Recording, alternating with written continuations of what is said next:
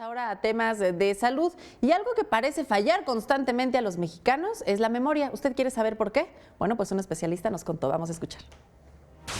¿A usted se le ha olvidado las llaves, el teléfono, apagar el boiler, la luz o a sus hijos? Son algunos problemas de memoria que aparecen en esta época, ya que la mente se vuelve muy sensible a las distracciones. Según expertos, el típico problema es la falta de atención.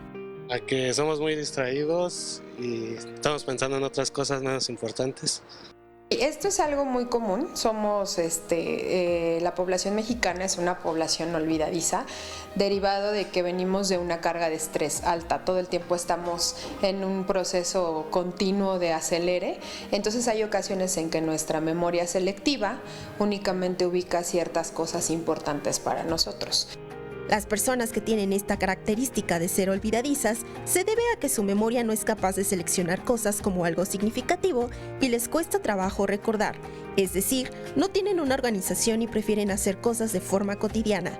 Además que es un rasgo de personalidad, de las cuales son personas que quieren tener muchas tareas en la mente pero no las pueden realizar.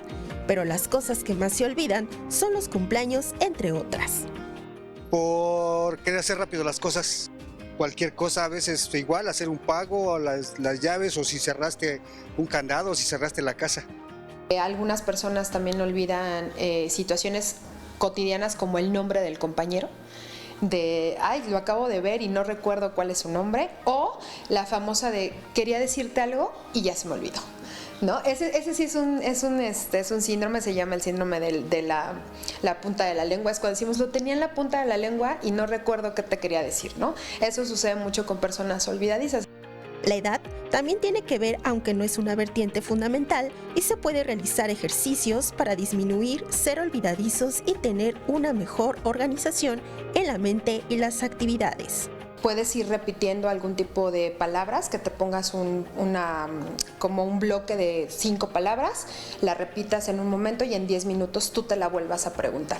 Y estés haciendo tus actividades y a lo mejor las tengas anotadas y te las vuelvas a preguntar. Y en 10 minutos otra vez y las cambies de orden. Son ejercicios básicos.